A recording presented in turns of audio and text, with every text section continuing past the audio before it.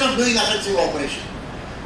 So I leave at that for you to judge whether the army is democratic or it's not. It's much more democratic than any institutions in India.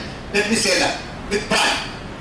And you all must take pride in it and then go and make it a big issue outside and then change the views of some journalists.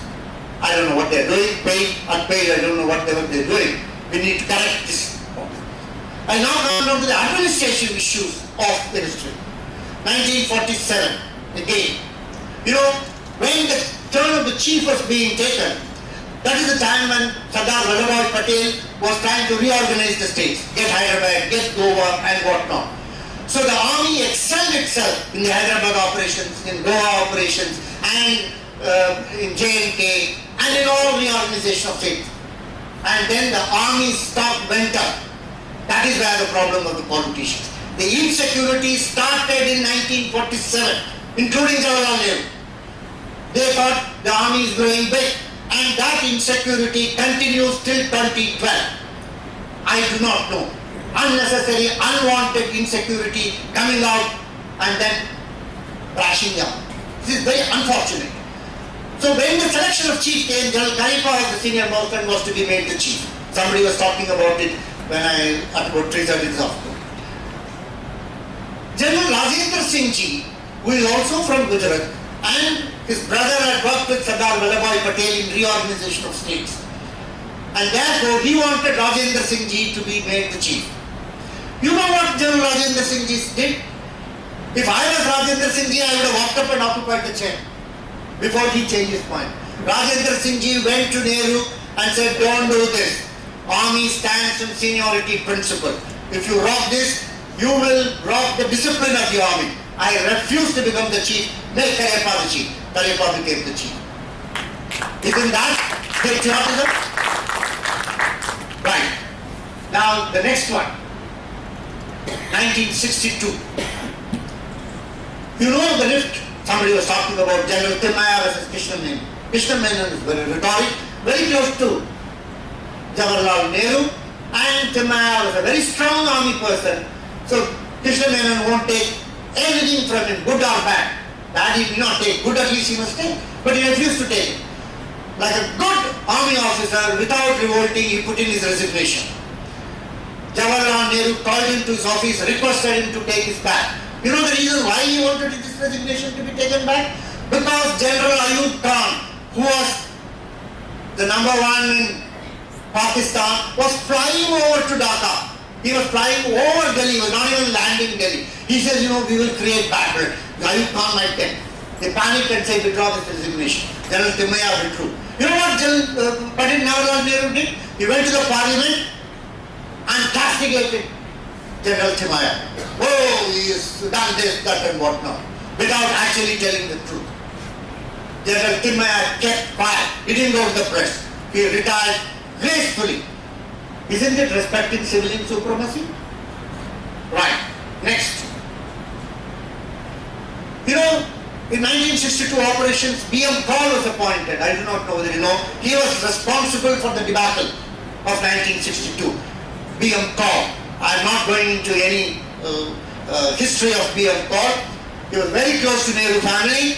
He was made the quartermaster general, and he was also made a corps commander during 1962 battle. And there were rumors that after Nehru what B.M. Kaul was to be the answer.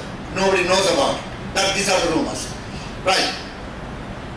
At that time, the chief said he will not be made whatever he is. He was overruled, the chief. The chief said, fine. Did we cross the Lakshman Rekha at that time? Right. 1964. Nehru's death. You know, coincidence. What happened when the league took place, when coup d'etat and 2 battalions of 400 people, 800 people were moving towards Delhi. Who was made? Oh, Delhi is being circled and army is taking over. One brigade, which is 4 times more the strength, was moving for exercise towards Delhi during Nehru's death. Even then that suspicion was there, oh coup d'etat. The IB was standing behind the chief. You know, where is the chief going? They followed him for 48 hours. I hope he is not up to some mischief. These are all facts, not known to public. This is 1964. Right. Then 1971. You know, after Sam Manekshaw won Bangladesh war, to sort out a few things he was given extension. Normally no chief is given extension. He was given extension of a few months. And General Behu also had to retire during that extension period. And there was another general who in the line of succession was General Bhagat, an outstanding engineer officer who should have taken over the army. But then manipulation took place and General Behu was given an extension, which is never in the history, so that he could take over. You know, General Bhagat was asked to go to a press conference and explain his state. He says, refused. He just went into oblivion. He could have gone to the court and questioned and he would have won the case. But he didn't go. He retired. Is it questioning civilian supremacy? Right. Then, 1975, when Bangla Bandhu, Mujibur Rahman was assassinated, the army was put on alert. The politicians were so scared that say, "Hamari to nahi bari hai, next assassination ki." So each one of them did and told the army to patrol the streets. And I will tell you a very small incident, how panicked our politicians are. One of the lieutenant colonels, very young officer, had a party on a Saturday. Today you should also should have had beer and gone to sleep. Some of you are here. He was roaming around somewhere near Safdarjung and whatnot. He was arrested. They said he is, doing some recce to take over. Because the fear of Bangla Bandhu being assassinated was hitting our politicians. See the sense of insecurity in our politicians.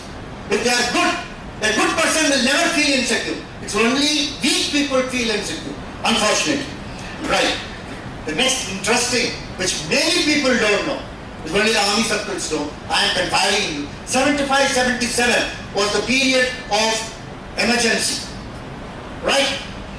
General Raina was summoned, I won't name people, by the highest, whosoever is in power.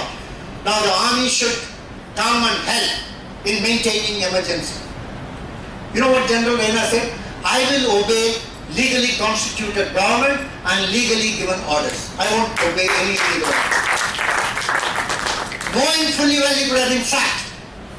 But he had the guts to say that. Did he cross civilian supremacy at the risk of being national and not being anti-democratic? This is what you people have to understand. Right. First, when elections were lost by the party, General Raina was summoned. We proposed to reintroduce the emergency. You got enough troops, keep one battalion of 400 people in each district. The number worked out. You know what General Raina told the young person who gave the suggestion to him? He said, you are mathematically correct.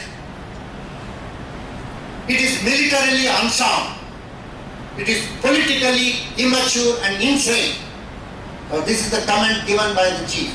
It is politically insane, militarily unsound. I will not use army to reimpose interim. So we were spared of emergency second time. Otherwise, you would have been drilling under emergency second time. History would have recorded it. Now I come down to 1983. Another supersession took place in the form of General Sena, who has been governor in many places, and then he records. This was a clear manipulation. He was a very strong man. He was perceived to be associated with JP movement, which was against the government. So therefore they said we will supersede him. So first time they superseded by manipulation, this time they superseded him wantonly. They superseded him. General Sinha went to the press first time. You know what he said? I respect the government's decision. I will fade away like a good soldier. And he requested all my soldiers, please give all your cooperation to the next chief who is as good if not better than me. This is for a man who was superseded, who would have gone to court, he would have won the case, but he went and made a statement and ensured that the men in uniform remain in dignity and honor, remain with that discipline. He showed that way. I can keep on repeating. There was another dismissal of Vishnu Bhagavat So by BJP government, I don't want to get into it. What I am trying to arrive at is the army is apolitical. The army is democratic. The army will never think of a coup. And if there are any such statements outside vested interests who want to, I would even call it anti-national. I don't know why we are not taking action against them. So therefore, to this elite audience, I have given you a background. From 1947, from the transformation till date, army has never thought of coup d'etat. Army has never thought of anything. It remains democratic. Right.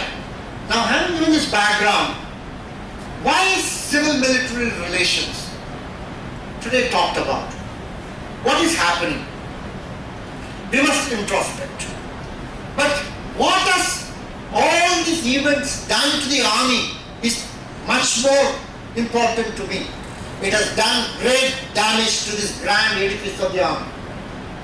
Both psychologically, morally, and all the people sitting in the borders guarding you through thick and thin at minus 45 degrees. What are they doing this for? For whom are they doing? So that all of us can sit in an air-conditioned room, have a sound sleep. It has done great damage to them. And it's going to take a long time to repair this damage. And unfortunately, we as Indians were never in the habit of introspection of our national strength. We need to introspect and then take corrective actions. Now, I'm going to give you 4 or 5 important indicators of this civil-military relations. You are all intelligent enough to make your own assessment. The first factor, you know, matters military, matters concerning national security. The political class is generally indifferent, generally apathetic, generally not knowledgeable. You take anything which happens in the parliament, Kasab will be discussed. Hundreds of crores will be spent, hundreds